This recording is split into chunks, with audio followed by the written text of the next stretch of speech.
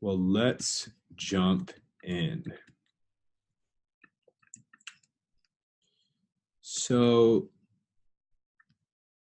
and feel free to use the chat throughout the entire conversation. If you have any questions, I'm here to answer them. The title of today's webinar is Leveraging Your Identity in Entrepreneurship and Tech. And we'll get into who I am in more in depth, but my name is Jacob Robinson. I'm a 2014 VFA alum, and I am now on VFA's recruitment team. And so we have three objectives for today's conversation. The first is I'm going to share how VFA is helping fellows become startup leaders and entrepreneurs. The two outcomes that our organization supports is if you want to become a startup leader and or if you want to become an entrepreneur. And so if you want to become something else, we should definitely talk about if VFA is the next best step in your career. And even if in the long term, you have another career goal in mind, if becoming a startup leader or an entrepreneur is important along the way, I think VFA could be a great fit for you. The second objective is to explain that there are both general and identity-based barriers to starting a career in entrepreneurship and tech. And that secondly, that VFA as an organization is working with fellows to overcome these barriers. And the reason why working with is underlined there is because we cannot overcome these barriers for you. You have to do that. And we're going to talk about those, these barriers, general barriers, like student debt. VFA has some ways to help you get, overcome that, but we can't pay your debt. When it comes to identity-based barriers, this could be related to your socioeconomic status or your race or your gender or your sexuality or some intersection of those different characteristics. The list could go on. We can't pop the reality of your identity, but we can help you overcome any identity-based barriers. And lastly, I want to demonstrate how you can leverage your identity in entrepreneurship and tech, both because you're a part of the VFA community and can take advantage of these resources, but also by leveraging your identity in the same way that some of our fellows have done so to start businesses through VFA. But here's a little bit about me. My hometown is Columbus, Ohio. I left for school, went down to North Carolina. I attended Duke University, and I actually studied public policy. I would say between my time in Columbus and my time at Duke is when I caught the entrepreneurial bug. And so my first, entrepreneurial memory was walking dogs in my neighborhood, running home from elementary school to walk my neighbors' dogs. But when I was in high school, I told my dad I wanted to get a job at our grocery store. We've got Kroger here in Ohio. Told him I wanted to work at Kroger, and he told me that I had to start my own business. I was, very confused about how I was going to do that as a basketball player, a saxophonist, someone that was involved in the student body. And he encouraged me to think about my passions and reminded me that I listened to music in my spare time and was downloading music off of LimeWire and organizing my iTunes library and putting album covers on these songs that I had downloaded illegally. And he asked me if I wanted to be a DJ. And so, long story short, I got a loan from my dad, about $500, to buy some very crappy DJ equipment. And my barber was actually a DJ, and he took me to a gig and kind of taught me the ropes. And so through my junior and senior year of high school, through my 4 years of college, I was a DJ, and that was my hustle. And my senior year of college, I truly caught the entrepreneurial bug when I had 3 DJs on campus that were working for me, and I was also managing my brother. And I remembered actually leaving campus to go to a VFA interview for a job at a startup in April. And all of my DJs were working and I was making a couple $1,000s. And that's when I knew I really wanted to be an entrepreneur.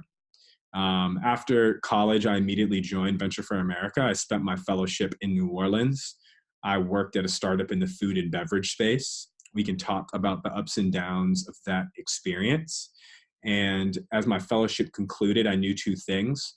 I knew that I wanted to continue to learn to be a salesperson, and I wanted to stay in New Orleans. And so at the first job, I was in a sales role. It was a lot of inbound sales. The company was growing very quickly. And so it was a lot of selling off of hype. Whereas I really, and I think when selling off of hype, for anybody who's like an extrovert or very personable, it's definitely a way that I identify. You can kind of use the art of selling, if you will, where you can leverage your personality and your relationship skills to close deals.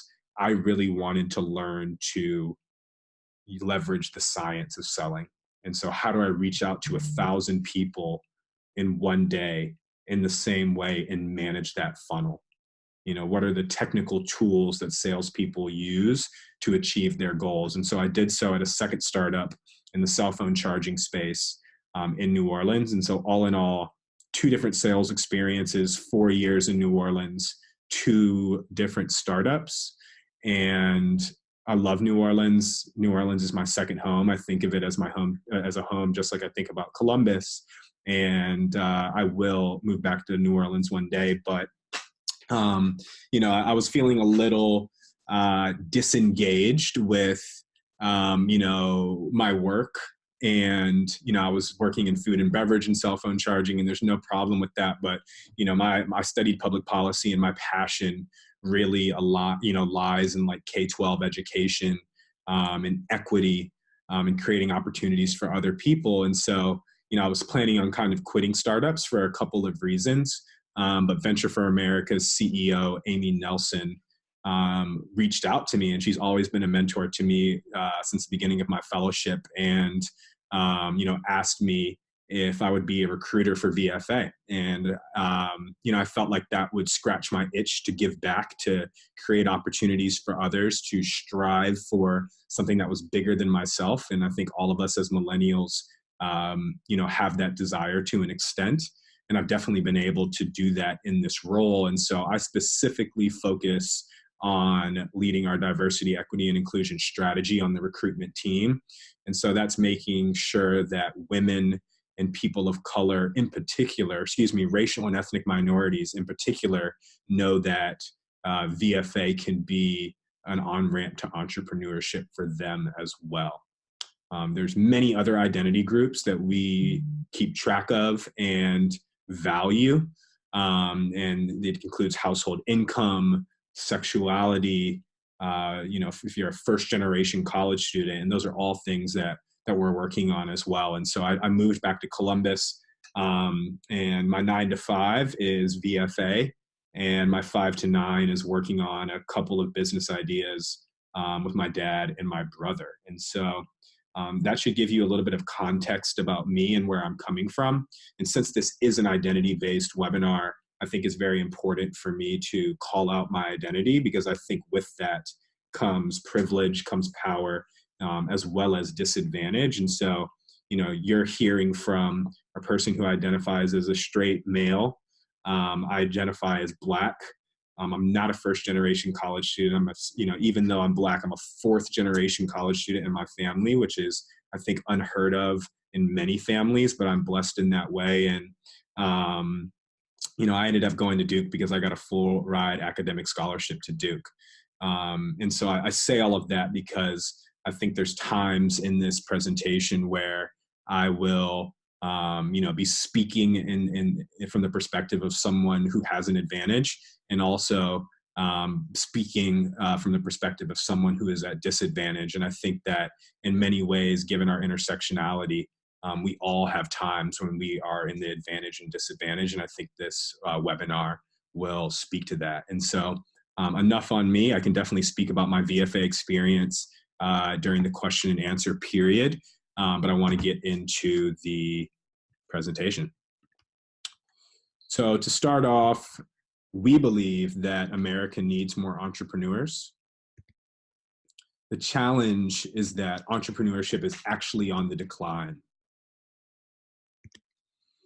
And one of the reasons why this is because there's a whole bunch of barriers to entrepreneurship, and there really aren't that many incentives. And so my question to you all is, what are barriers you face in starting a career in entrepreneurship? And to kind of set some expectations for how this webinar is going to go.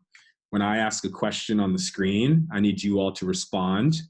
And in exchange for that, when you ask me questions at the end of the webinar, I'm going to respond. So what are barriers you face in starting a career in entrepreneurship?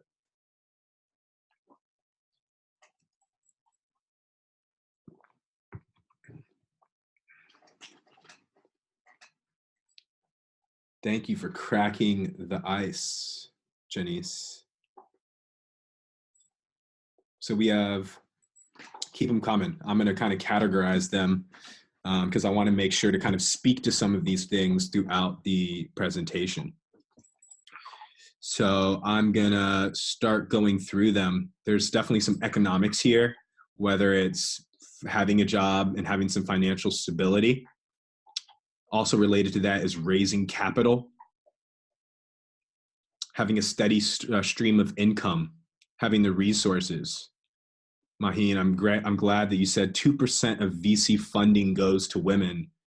She's laughing out loud. We've got some crazy stats coming in this presentation about that.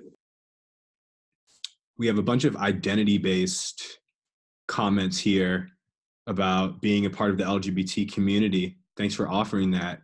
One's race, one's ethnicity. I like this. Griffin's talking about knowledge of business tactics, kind of training. Peter as well, leading employees. How do you lead a team? How do you become a leader at a startup so that you can lead a sales team, an engineering team? David as well, finding the right mentors. Got to have a board of directors. John talking about compliance with the law, lack of experience beforehand. I love the audience participation. I promise I'll answer your questions at the beginning since you're answering my questions. You all hit on some of these. There's some huge economic barriers to you all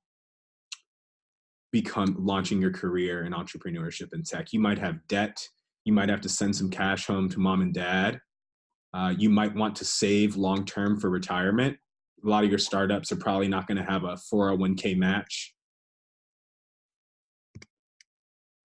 A couple of people talked about, specific topics that you can be trained on.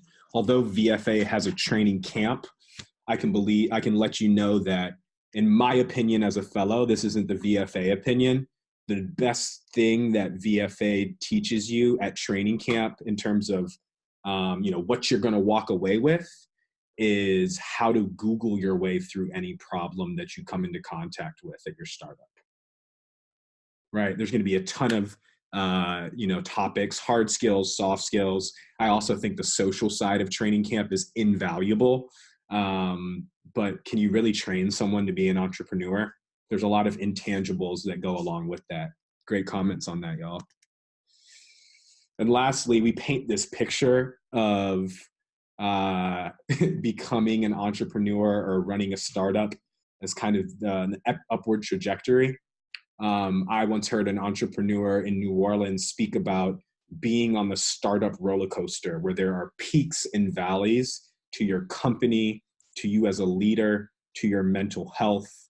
And it's hard to be on that journey alone. Thankfully, if you join the Venture for America community, there are 1,000 young people who have signed up for this crazy journey with you. At Venture for America, we envision a country where anyone who wants to be an entrepreneur can be. And our mission is to make an economic impact on American cities by mobilizing you all to be startup leaders and entrepreneurs. And so what we do is we have a fellowship. The fellowship is 2 years and it's for recent grads. It's for people that graduated between 2017 and 2020. If you lie outside of that range, send me an email and we'll talk about the best step for you. But we have two outcomes. One is becoming a startup leader, and one is becoming a founder. That is the way that our organization is set up to support you. Like I mentioned, if you have career goals outside of one of those two paths, as long as you align with one of those outcomes and somewhere in your career trajectory, Venture for America is for you. And the reason why it's and or, if you're a founder, you're definitely a startup leader. And to define a startup leader, we're talking about leading teams. Someone talked about how to do that. How do you lead a HR team, a sales team, a software engineering team? How do you go from being a coordinator and a specialist to a manager to a director, a VP, a C-level executive, and so on? Real quickly, this is our fellowship experience. You all are interested in applying. You may have already done so. We'll get into the application process at the very end of this webinar. In April of next year, a job portal is going to open. That portal is called Match. And there are more than 350 companies on there that are looking to hire you all. After you've found a job and around the time that training camp is beginning, which will be in July of 2020, you'll move to Detroit for a month. The vast majority of your expenses during training camp are covered. Think about your housing, your food, things like social. That's on you, going out on Friday nights. But after training camp, this time next year, believe it or not, you will be moving to a VFA city. There's 14 of them where we work, and you'll be working at a startup. Sometimes you work with multiple fellows at a startup. Sometimes it's just you and the founder. But you will live, work, and play in one of these cities for the next 2 years.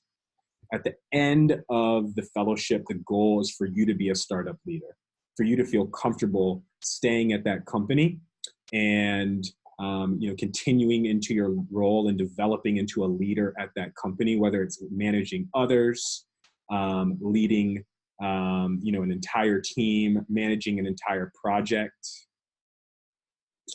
And at any point in time, if you want to start a business, VFA has your back. We have resources, whether it's our accelerator, which is 6 months, all expense paid for you to work on your project, your own project. The accelerator is currently going on in Cleveland, Ohio. But if you don't have an idea and you're really just playing around with an idea, you're looking to establish some product market fit, you're looking to validate your idea, you're looking to generate your first revenue, we have programs occurring in each city, regionally and nationally, to help you do that. We had a question about why Chicago is not included in the 14, and that's a great question. So when recent college grads think about startups and entrepreneurship, they think about San Francisco first, New York City and Boston second and third. Austin would probably be thrown in there alongside Chicago, and the list kind of goes on from there. The thing is, those 5 cities and many others don't really need a nonprofit's helping their startup communities connecting with recent college graduates that want to become startup leaders and entrepreneurs. All of those cities are growing quickly, both in population and in their startup communities. We picked these 14 cities because they have a couple things in common. Number one, they have growing entrepreneurial ecosystems. Post-Katrina Detroit, post-Katrina New Orleans, post-bankruptcy Detroit, the entire Rust Belt, Pittsburgh, Cleveland, Cincinnati, St. Louis. These are cities that are going through economic change in some way and form. Startups are a part of that economic change. And so getting back to our mission, we want to create an economic impact on these cities. But more importantly, we want to do that through you launching your career, entrepreneurial career in one of those cities. And so in some way, a dream outcome for a VFA fellow would be for you to move to your hometown, one of these 14 cities, or to move to one of these cities and fall in love with it, start your own business there, and hire employees in that city. Another dream outcome would be for you to go to one of these cities, really enjoy working at one of these startups, and rather than just spending 2 years there and leaving to move to New York City with all of your friends, you actually stay at that company and you contribute to the growth of that company and your own growth, so that when you start a business of your own or you continue to work at other businesses, you can leverage that experience that you've had working in San Antonio, Charlotte, or Baltimore. I want to get into our impact and growth. So like I mentioned, I'm one of 1,000 people who have gone through this experience. I can't wait for 20 years from now, 40 years from now, when we've started businesses together, we've failed at businesses together, we're investing in each other's companies. There are VFA fellows who are hiring other VFA fellows right now. If you want to be an entrepreneur, I believe Venture for America will be the strongest entrepreneurial network in the country. That's a Jacob Robinson belief, not necessarily a VFA belief, but I'm a fellow, and that's what matters. We have over 150 schools where fellows have come from. And so these are state schools, schools along the East Coast, Ivy League schools, identity-based schools like historically Black colleges and women's colleges. Doesn't matter what school you went to, it matters that you want to be a startup leader or an entrepreneur. Over 450 companies have hired our fellows. Some of these companies have hired more than one fellow. We started in 5 cities, we're now in 14, and 30% of all VFA alumni have started a company with us, and 62% identify as a leader at their company. It's time for some audience participation again. When we say entrepreneurs, give me some names that come to mind. Who popped in your head when I said entrepreneur? Ooh, Elon, Zuckerberg, Bill Gates, Bezos, Jobs, Yang. Trayvon, I love it. This webinar is for you, Trayvon. I dedicate this webinar to Trayvon. That's enough. So besides Trayvon and Elon Musk, I believe, I think everybody on this list, and Yang, everybody on this list, let me take a step back. Everybody on this list, I believe, identifies as a male. The vast majority of this list identifies as a white male. The vast majority of this list identifies as heterosexual. We have one woman, I believe, that came in last, and I'm not even sure who that is. So Venture for America is seeking to change the face of entrepreneurship, and let me talk about what that means. So we have 3 gentlemen here. I think we all know who they are. Jeff Bezos, one of the richest men on the planet, if not the richest person, graduated from Princeton, also worked on Wall Street. Zuckerberg, he dropped out of college, but he dropped out of Harvard. Mark Cuban, he had humbler beginnings than these other 2 gentlemen, but is also a straight white male. And so there are a lot of privileges in our society that enable straight people, heterosexual people, identify men, enable men to start businesses, and enable white people to start businesses. And this is one of those points in the conversation where I am both I have some privilege here, but I also have a disadvantage here. So by being a heterosexual male, I have some advantages, but by being Black, I have some disadvantages. So there's some intersectionality coming on here. And in no way, shape, or form is this webinar or this comment pointed at the straight white men that are in the room. We hope that 10 to 20 years from now, when we ask that question, there are some racial and ethnic minorities that automatically come to your mind when you think about entrepreneurship.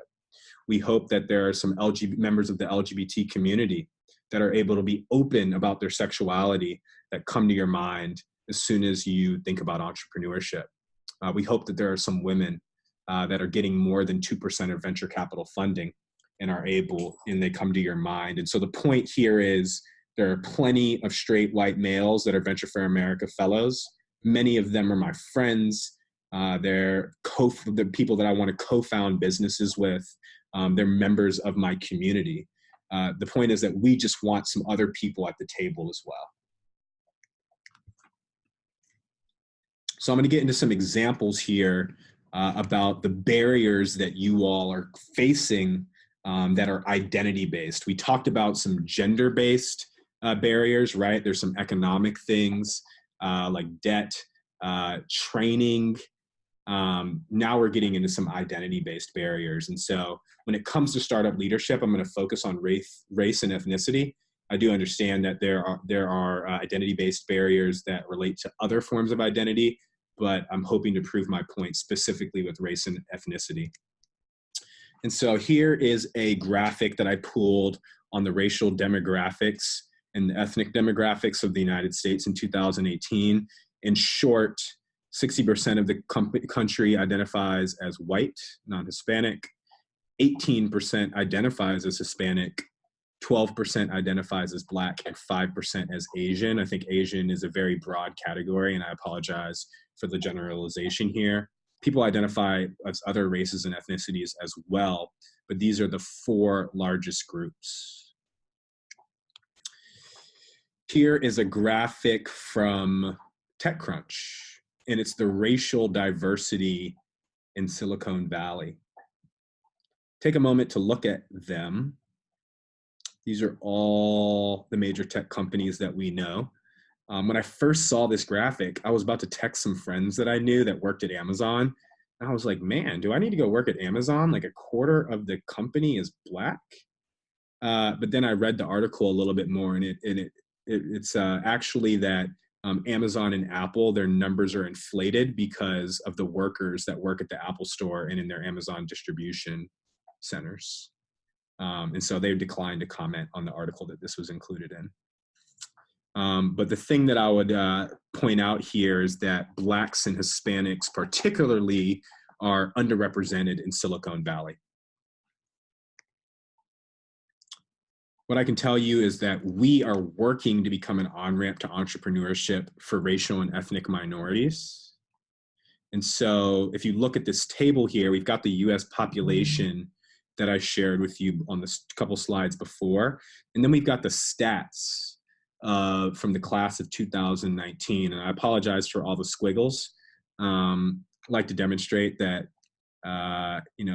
people aren't necessarily partial numbers, but just wanted some clean numbers here. And so there are some areas that we are doing all right in when it comes to the US population. And there's also some areas where we're underperforming. And so I say that we're working to become an on-ramp because we're not there yet. And I don't want to overpromise to you. My favorite phrase is under-promising and over-delivering in all that I do. And so we're working hard on this, and we hope that the class of 2020 continues to look more and more like the racial and ethnic makeup of our country. And we have a long way to go. Once again, digging into founders. And so there's a lot of identity-based barriers when it comes to founders, but I'm going to focus on gender here. So this is an article, a graphic from Fortune. And so there's 3 different categories of founders that are demonstrated on that graph. You probably can't see them because if you look all the way to the right, there's like a little small light blue rectangle, and that is all female founder teams that had VC investment in 2018. The like little bit darker blue one is when you have at least one female founder, and the dark blue one is an all male founder team. And so this is shameful, and I'll tell you how shameful it is. So according to PitchBook and All Raise, in 2018, Juul raised $12.8 billion in corporate and venture capital funding. If you don't know what Juul is, it's a vaporized cigarette.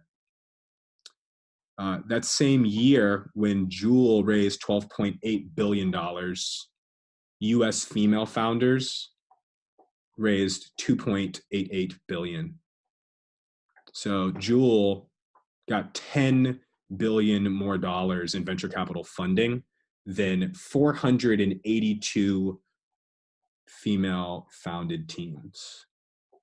And someone earlier in the presentation spoke about women getting 2% of venture capital dollars. And so in 2018, $130 billion were invested in startups around the country, venture-backed startups, and women received 2% of that amount. And so this is a very obvious disadvantage that women are in. And once again, this is an example where I am in a position of privilege and power. Whereas in the previous example, there are some ways that I was at a disadvantage. And so we all have intersectionality where I think we can be allies to each other as we're on this entrepreneurial journey. And so once again, we are working to become an on-ramp to entrepreneurship, both for women and people who are gender non-conforming. And so this is the gender breakdown of the class of 2018 and the class of 2019.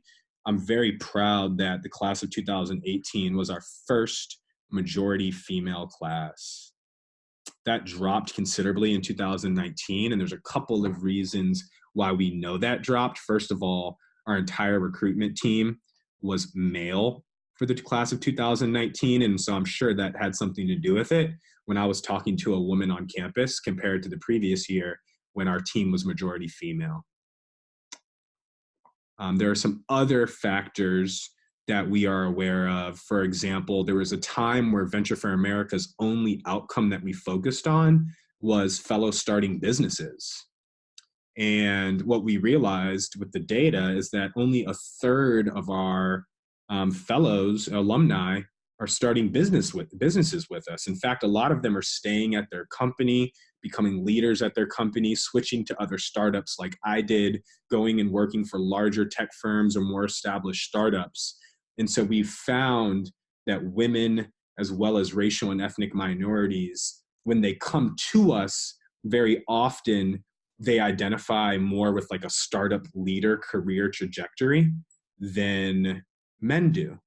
And I think there's a lot of reasons why. Like if I imagine what it's like to be a woman and to realize that I'm going to get 2 out of every $100 that are invested from venture capital, that's a lot that's stacked up against me. And so there's probably a lot of institutional reasons why women and racial and ethnic minorities come to VFA with the language, with the career trajectory, and with the career goals that align more with the startup leader track than a founder track. And so we've actually changed our outcomes. We've done this in the last year to support both fellows who want to become startup leaders and founders. And so if you identify, once again, with either of those, Venture for America is for you. Like I mentioned, Venture for America is working with fellows to overcome these identity-based barriers. We're not doing it for them. I apologize that we can't. I wish we could, but we will work with you to help you overcome them. Here are some ways that we are doing this. And so this is diversity, equity, and inclusion across the organization. This is the same graphic from the fellowship experience. And so quite a bit of text on the screen. But when it comes to applying for VFA, first of all, there's recruitment. That's my team, the team that I sit on. And so it's our goal to build a robust and diverse application pool. One way that we do that is we recruit at identity-based colleges, like historically Black colleges, Hispanic serving institutions, and women's colleges. We also partner with organizations that work with those populations, like the Thurgood Marshall College Fund that works with students at HBCUs, or Rewriting the Code that works with women and support women that are getting involved with tech, in tech. The reason why is when we go to campus and we go to the Entrepreneurship Club tends to look like Silicon Valley. And so it's hard to find diverse people like you all. And so we work both with identity-based colleges and partnerships to make sure that you even know that Venture for America exists. So tell your friends. Secondly, our selection model. So we want to make sure that once you apply, that the way that we evaluate your application doesn't replicate inequities in our society. The example that I gave about startup leadership and racial and ethnic minorities and women versus men is that specific example. When we were looking at applications, we realized that women and racial and ethnic minorities were getting docked points because they weren't saying directly, I want to be a founder. And there's many reasons, institutional reasons, why they might say that, or they might be discouraged to say that.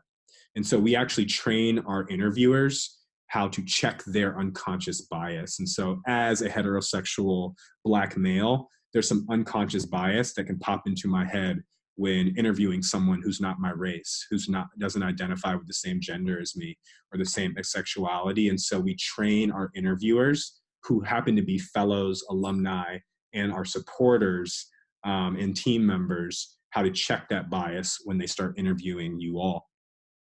When it comes to match and finding a job, we are continuing to build our onboarding so that it's an individualized approach to getting you ready for match. And so we know that you all come in with different levels of interview and resume prep, with different understandings of how the startup ecosystem works. Some of you have worked at startups before. Some of you all just stumbled upon this dream. No matter where you all come in at, we want to work with you on an individualized basis. As a fellow and an alum, I think that VFA can improve in this category. VFA is aware of that, and the fellows and the alumni on the team are owning this to make sure that by the time you all come through, this individualized approach will help you get the job that is the next best step for you. When it comes to training camp is immersed in the Detroit community. It's a great way to learn how to move to a city and to not be an asshole. And I say that bluntly because the stereotype of our entire generation is that we move to cities and we think that they're ours, and we start telling people the solutions that will solve their problems. And so there's a lot of nuance and coaching that can go into how do you move to New Orleans or Kansas City or Miami as an outsider and make an impact and to become a citizen and to become a leader at your startup and a team player. That takes some nuance and some coaching. We've got your back on that because we have sensitivity trainings at training camp. We also do things at training camp like our website challenge, which is when you're going to team up with several fellows to create a quick website using programs like Wix or Squarespace. And these websites, they actually are for real businesses that are founded by women and racial ethnic minorities that are in Detroit, small businesses. And so you're making an impact on folks immediately. VFA Rise is a program that I really want to highlight. We have 7 VFA Rise groups. VFA Rise is our identity-based employee resource groups. And so to highlight a couple, there's VF Asians. I just love the way they wrote that. So I'm going to put that in the chat. Love it. There's Venture Out, which is for folks that identify with the LGBTQ plus community. And there's also Build 21. Build 21 is for fellows that identify as Black, African-American, Afro-Caribbean. I take pride in VFA Rise because me and 2 of fellow 2014ers, we actually started what became Build 21. And VFA was absolutely supportive of us doing that. And so at the beginning, there were just, there were 4 Black fellows in my class. 3 of us started Build 21. And today we have a group meet with well over 60 fellows in that group. And so proud of what the VFA Rise has become. And it just started with 3 of us. And lastly, outcomes. So when it comes to racial and ethnic minorities and women, we have launched Operation 3 to 300 in partnership with UBS and Uber. And the goal is to help 300 women and racial and ethnic minorities become entrepreneurs by 2021. If you'd like more information about that, I highly recommend you Google it. There's an interview with Amy Nelson, a representative from UBS and a representative from Uber, talking about this initiative and how we're going to roll it out. and Amy Nelson is our CEO. We are almost done. And I just want to have a real talk moment with all of you that this journey is hard and you're crazy enough to think that you want to apply to this. And I'm crazy enough to be on that journey with you. And together we can overcome these barriers. These barriers, some of them apply to us all, like training, finding mentors, finding capital, having little work experience, and other of these other barriers, are identity based. And so I just want to check that, you are not, VFA is not a bubble. We can't create founders to hire you that look like you. It would be great for you to work for somebody that identifies the same way that you identify and to find that company on Match. But unfortunately, because women only got 2% of venture capital funding in 2018, the companies on Match aren't all with a female founder on the team. It's something that we strive for, but we have to understand the context that we're working in and that we're working to solve. And the only way that we can solve that is by helping more women that are VFA fellows start businesses.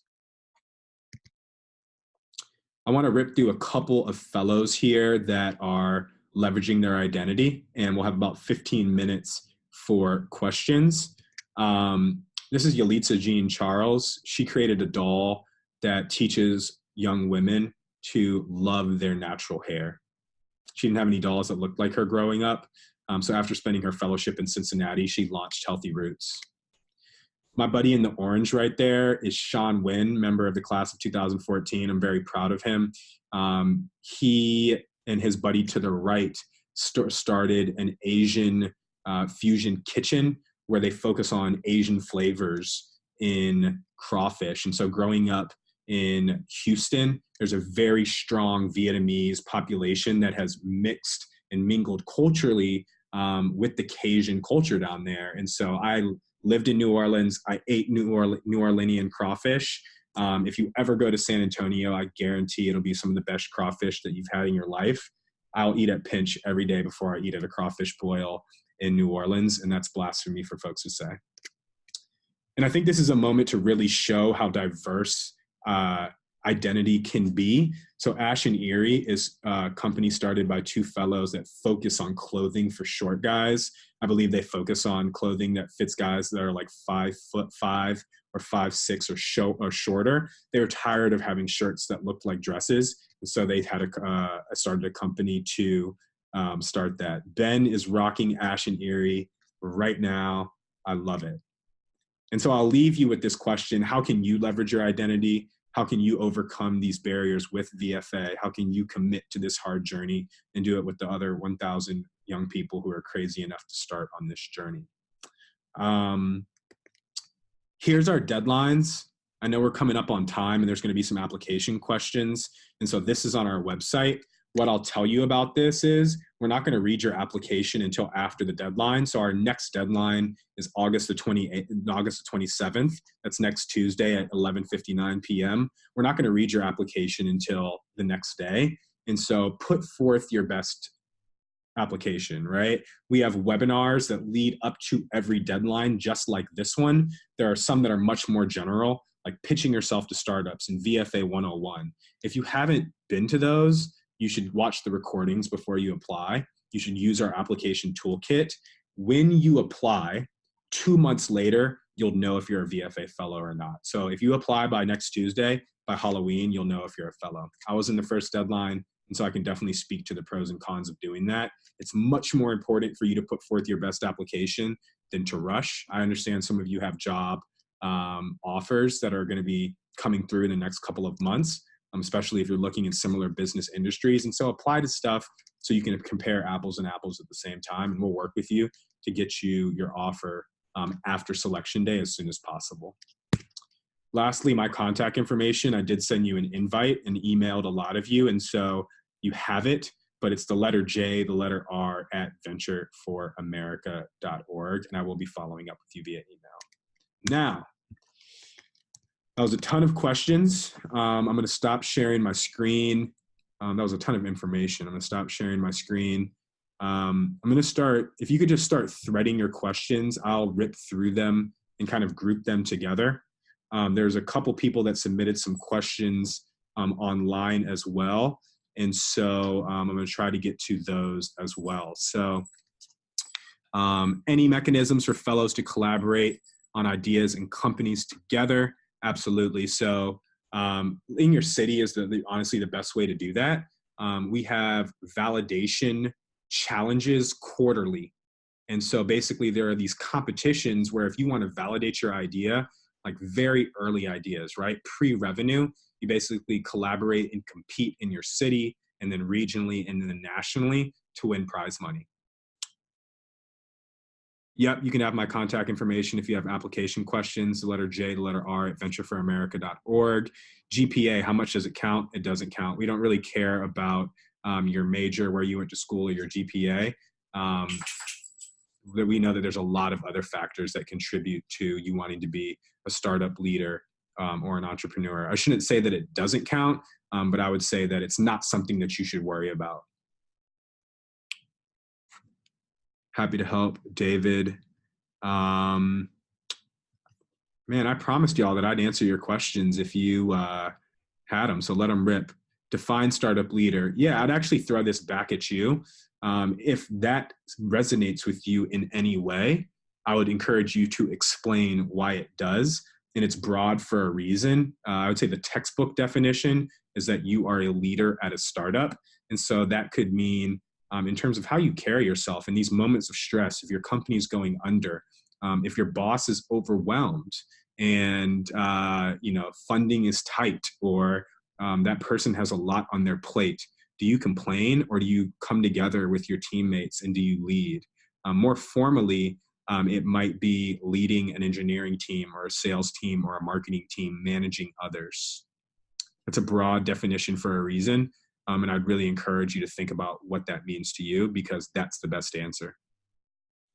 Emily, I'm going to email the link to the recording of the webinar out.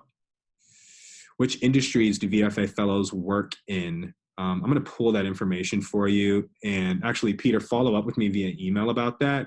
I might be able to get that directly for you specifically right at the end of the webinar, but I'm going to have to pull that because I don't have that off the top of my head.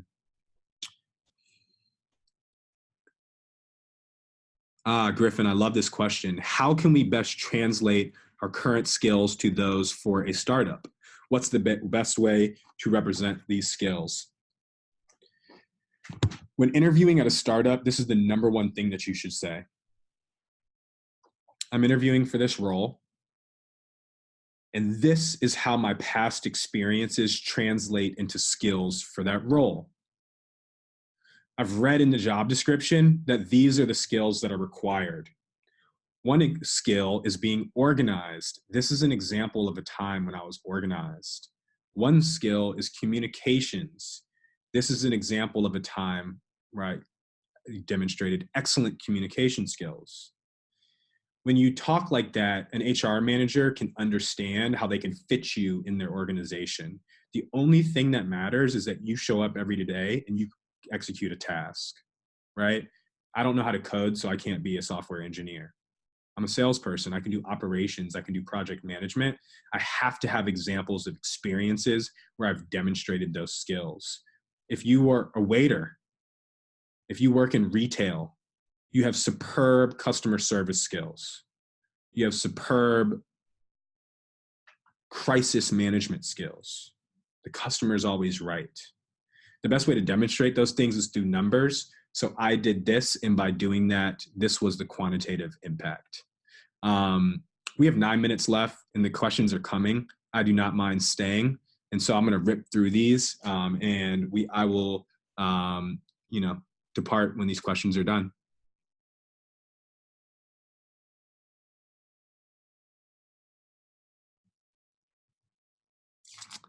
This capitalism question I'm going to wait on because that seems like a conversation.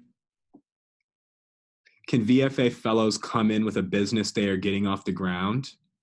Absolutely. And so, our program is that you work at a startup for 2 years. You can't come into our program and take advantage of our resources without doing that.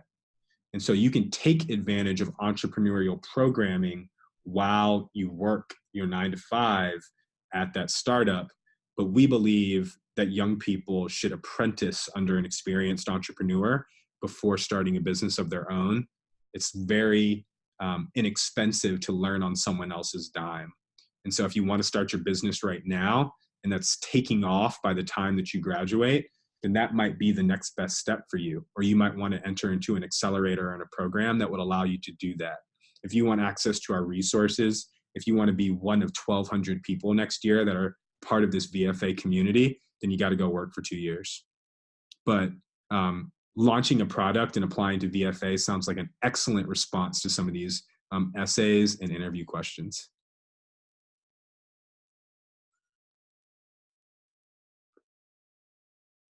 Yeah, I mean, we have a question here about like working at a small company. And so not all of us have had the privilege to intern at a startup or to work at a startup or start a business of your own. If you've worked in a small team, you understand the dynamics of being in a startup environment. And so speak to some of those intangibles, speak to some of the challenges that you've had to overcome. Let's talk about starting things, right? You don't have to have started a business. You could have started an initiative within your community. You could have started a club. You could have worked on a campaign where you started an initiative. I mean, the definition here is start. It's not start a business. And so we do focus on starting for-profit businesses. However, if you've started something before, you have the intangibles to demonstrate that you know what it takes to start something. So be creative with that and be confident that whether you're a waiter or you collected boxes, for the underprivileged, or you were the first person to start a club, or your life is a startup, right?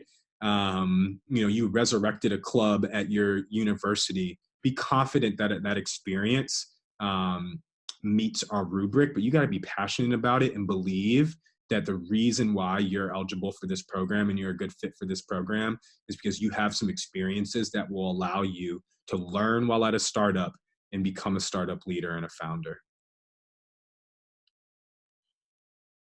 We've got some industry questions, which I'm going to get into, but there's some quicker questions here that I'm going to chat about. We got VC here. Okay, I like this question. So how does how do our company partners, how are they like vetted to see if they have DEI cooperative cultures? The direct answer to that is they're not. And this is my, comment about not living in a bubble. And so we source companies, but it's very hard for us to unequivocally vet all the characteristics of these companies. And so we don't get balance sheets. We don't ask them to submit DEI, HR policies. The reality is a lot of these startups are trying to keep the lights on. That's what a startup is. And so the way that we would know about something like that is we have community directors that live in our cities, right? There's a director of Columbus who I work in a co-working space with. We live in Columbus, and so we know about these startups, right? If a founder at a startup is an asshole, we're not going to bring them on to Match. And we'll know if they're an asshole by living in the startup community. And so we do not know if every single employee at these startups, have participated in some type of DEI training. However, we have training that we are developing this year so that if a company needs help with DEI training, we will help them go through that. I would say more applicably to you to that question, when a company partner signs our hiring agreement, we talk to them about DEI and Match. This has everything to do with us acknowledging the identity-based challenges that people will face in this process. But the reality is that all of these companies do not have that resource. And it's something that we're working on. Let's continue to talk about that if that's something you're concerned about. I'm happy to have a real talk conversation with you about how to overcome this.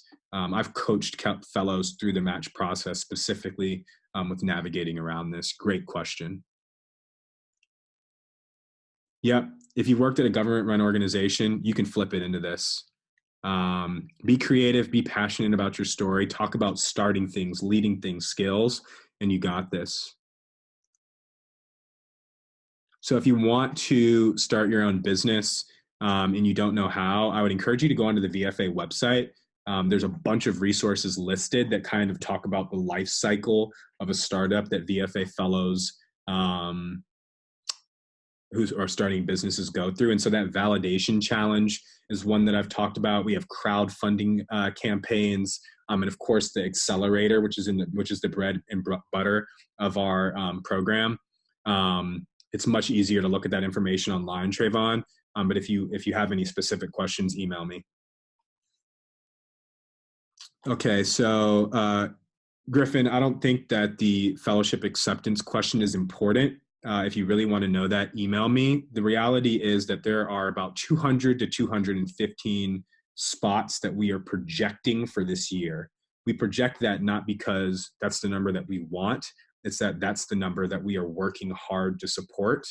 And there's about 30 people on the VFA team. There's about 1,000 VFA fellows currently, and you all would make 1,200. And so you can see the ratio there in terms of who we have to respond to and support. And so our process is selective. It's not competitive. So you all aren't competing against yourself. You are being assessed based on the rubric. And I've spoken about our selection model and how we work so that it doesn't reinforce inequities in our society. So if you work on your story about how you want to be a startup leader or an entrepreneur, if you understand VFA's mission and you speak to why you want to be a VFA fellow rather than go work in Chicago, San Francisco, or New York, if you talk about what you want to bring to the VFA community, this is not a network. This is a community. In the same way that I work for the VFA team, the same way that I started Build 21, there are many ways that fellows contribute to this community. And so if you think that, if anybody thinks that they're just going to come to this community and take and not give, they won't be able to maximize this experience. And so know why you want to be a VFA fellow, and that's the best you can do. And there's plenty of ways to prepare, whether it's webinars, reaching out to VFA fellows that are on LinkedIn, knowing everything on the website, like show that you've done your homework, because there's a lot of people that are applying to this for a lot of different reasons. So know your reason. We're at 5:30. I'm happy to stay on because I spoke way too long on this presentation. So let me get into some of these industry questions. While I pull up some data, I'm going to comment on like venture capital, engineering, and green technology, as well as nonprofits. And my eyes are going to be going all over the place. They probably have been throughout this presentation, but I'm going to be pulling up some statistics for you. Give me 1 second.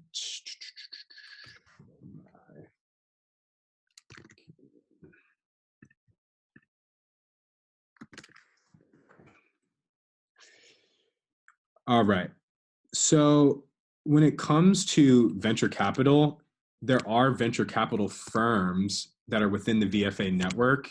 You can actually go to VFA ventureforamerica.org, where we look and then where we work, and then look at the fellows that are working in venture capital firms. If you want to be in venture capital, VFA is not the most direct route to get into venture capital. I'm just sorry, like we don't have that many opportunities, and so I'm not going to lie to you. They're competitive. You have to have the skill set. You have to have the storyline. The VC firms are at all different levels. They're in different cities. Some work with early stage companies, and they have like small competitions throughout the year. Some have huge check size. This is not the most direct route into venture capital. And so if that's the only industry that you want to work in, once again, my favorite phrase is under promising and over delivering. There aren't that many opportunities in venture capital. So don't get mad when you get on the match and there's not that many opportunities. That's just like real talk. Same thing with green technology. All kinds of millennials want to work in green technology. When it comes to green technology and like products and like heavy engineering things, those businesses are very capital intensive. And so there's just not that many of them. And they also want to hire experienced professionals. They don't want to hire entry grads to like teach them how to do stuff on the job. They want experienced professionals, 3 to 5 years experience. And like, how can a person get that experience without working at a big company? So like the physical products where you can like go in there and be an engineer every day outside of software engineering, if you're like a mechanical, chemical, structural, electrical engineer, like we just don't have those startups because they don't really exist in our networks, right? A lot of those companies are like in the major hubs. I'll tell you this about an engineer. Engineers are at a huge advantage in this process because it's guaranteed that engineers know how to problem solve.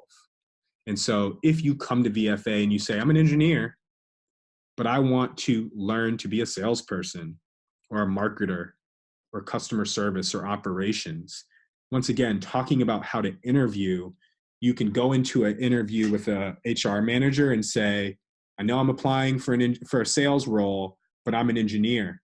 And it says that to be a salesperson, you have to be extremely organized. Let me tell you about this project where I was extremely organized. You have to know how to follow up. Let me tell you about this time. You have to have strong interpersonal skills. Although there's these stereotypes of engineers not having strong interpersonal skills, this is an example. Or, hey, I know that's a weakness of mine, and this is how I'm going to improve upon that. I'll never forget, there's a chemical engineer from Hopkins, I think. I was the selection day judge in her room, and she was a total introvert, but she crushed the room because she put herself out there. And when asking her about, putting herself out there and being communicative, because this was a flag that had come up in her application, was that, her communication skills, we were unsure about. And we were concerned about sending her into match, where you have to get onto match and talk like me, passionate, excited. We were concerned about, like, would she fall short in match because of that quality? And I loved her answer. She was like, that's why I signed up for VFA. She was like, I can't wait to go to training camp and for an entire month be hanging out with VFA fellows and like learn to like how to be an extrovert sometime, and then just to go into like my introvert shell. And I fought for her to be a VFA fellow because she acknowledged her weaknesses, but then she talked about where growing upon them would fit into her career trajectory. And so there's not a whole bunch of engineering jobs unless you're a software engineer, but engineering can flip into so many skill sets. And like, imagine walking away from VFA 5 years from now, where you've got a skill set like sales or marketing, but you also have your engineering. If you go on to start some like physical product or business, you're going to be a secret weapon. I'm trying to pull up this this survey that came out recently that was like our alumni and like which industries they're working in. I can't find it. It's because my inbox is my inbox. And so what I would encourage you to do is to go to ventureforamerica.org, go to where we work, and then you can look by industry and see how many companies are in those industries. I told you I'd talk about nonprofits. And so when it comes to like social entrepreneurial ventures in nonprofits, like there are some. But a lot of our businesses are for profit. The vast majority of our businesses are for profit. There are a lot in the K-12 education space, especially in New Orleans. There's a lot in medicine, especially in Baltimore. A lot of these cities have a lot of problems, and so there are social entrepreneurial ventures that are within the VFA network. I would say this, and I say this to a lot of candidates. I believe that millennials are predisposed to want to save the world. And I also believe that women and racial and ethnic minorities are especially predisposed to save the world. And that's because they feel the wrath of the world more often than most. And so I would love to be a K-12 education teacher. right? Like if I could get paid and like provide for my family and like save for the long term and like pass on wealth to my future generations by being a K-12 education teacher, I would not be talking to you right now. Both of my parents are educators, and I've loved my experiences being a teacher, internships that I've had. Um, but this is a Jacob Robinson philosophy, not a VFA philosophy. I've come to tell people that I believe that we're all obligated to provide for our families. And how dare you provide for the world without providing for your family? And so that also means for future generations. And this goes back to like the idea that we need more entrepreneurs in America. And there's like a lot of recent events that might speak to that. Um, but I personally want to pass on wealth and or a business that will provide for my family in the future, right? Like if my parents get sick, I just want to be able to write a check and like handle it. Or like I'd love to have a house where like I can have a wing to my house and my parents can like live back there and like not be in my space when they're like 80 years old, so I don't have to put them in a home, and I can just like have somebody that takes care of them rather than putting them in a home. I've been thinking about this because like my grandmother has dementia and like we might have to put her in a home. And like imagine if I had the wealth to just be able to write a check. I say that because I can't write a check if I'm a teacher, right? And so my personal game plan is to learn the skills, hard and soft, to get the war wounds, to learn to build a business, to accumulate some wealth so that I can pass on a business and or wealth to future generations. And then I'm going to go save the world full time. I also I'm very passionate about community service.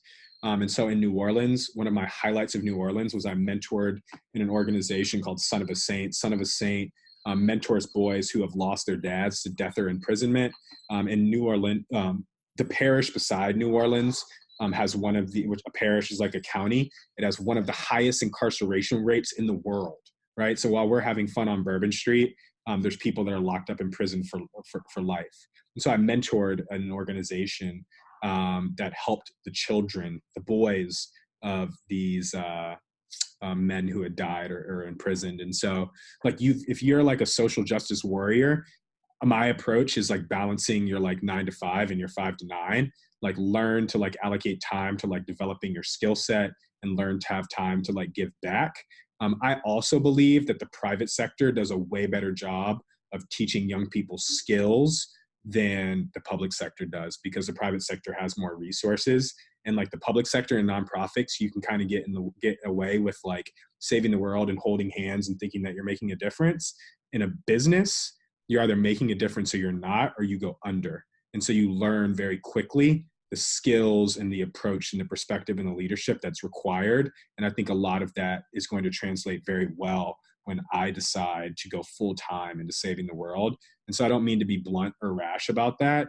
But I say that because if you are a social justice warrior, I think that you could say something like this, like, hey, I really am passionate about this, but I'm coming to VFA because I want to be a founder and a leader. And I think that the skills that I learned at a startup are invaluable to learning how to start and lead something.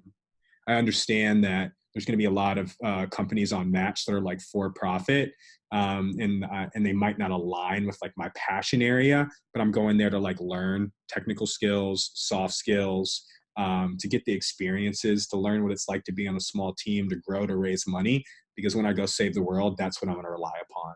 And so that's how I might recommend you approach that if you're a social justice warrior. Apologize for that rant, but that's something that I like to pass on to women, especially, and racial and ethnic minorities, especially, because on top of being millennials, I think that those groups are predisposed to try to save the world because they feel the negative impacts of the world.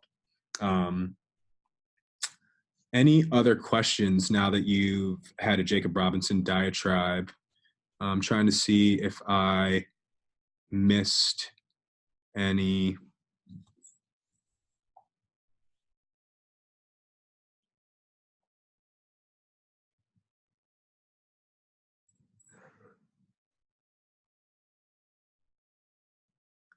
I feel like I got a lot of these. I know we have a question here about capitalism in VFA. I think that might be a better offline conversation. Appreciate y'all hanging with me. Um, if you don't have any other questions, feel free to email me when you do. Like I said, I will send this recording out. I appreciate y'all kicking it with me. I know we're 12 minutes over, and many reasons for that is because I'm long-winded. So, I'm a fellow first before I'm a team member, so I'll always keep it real with you about the ups and downs, the good, the bad, the ugly, and the pretty. So if you have any real talk questions that you prefer in private, I'm happy to be a resource for you. If there's not anything else, I really appreciate y'all's interest in Venture for America. I appreciate y'all hanging with me. Got one more question about 9 to 5 and 5 to 9.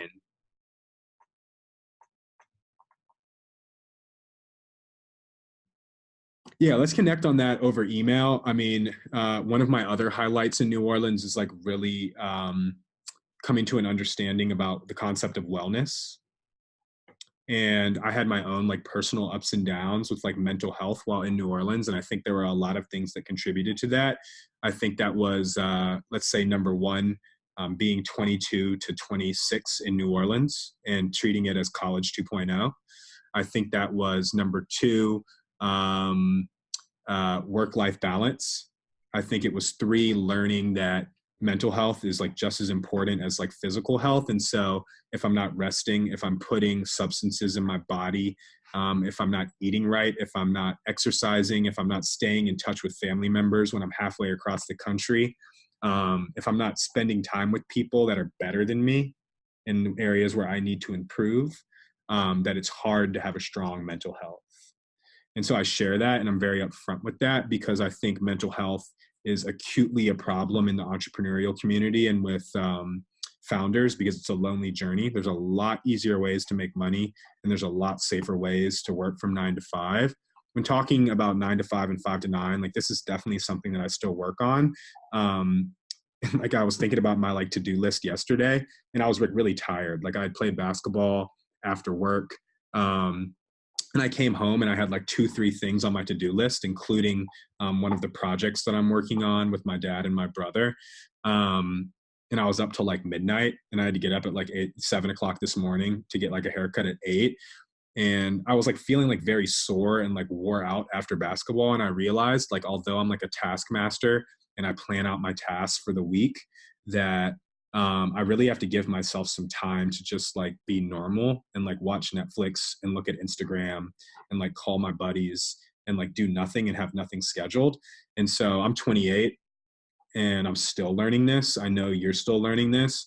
And so I just really encourage you to like be balanced and be gentle with yourself and understand that work does not have to be crazy. And I think that there's some things that might be contributing to work being crazy, like being young or being inexperienced or new, or a lack of leadership or a lack of bringing the team together. There's a lot of things that contribute to work being crazy. And so find a way to put work in a box. Work is work. And like we work for the experience of it, for the ride, to provide for ourselves and our family, but like it doesn't have to own everything. And like I said, I'm still working on that myself. So it's a long journey, but without mental health and awareness about it and talking about it, this entrepreneurial journey is a tough one. Happy to be real about that at any point in time. Well, I appreciate y'all. I'm really excited that you all are thinking about applying. I'm excited that we have connected. I'm a resource for you, and I really hope that I can see you at training camp next summer. And so I'm proud of y'all for being here, for staying late, for thinking about VFA and, pursuing the road less traveled. And so if I can be of any help, let me know. I'm glad that you all are staying late with me. Have a great one.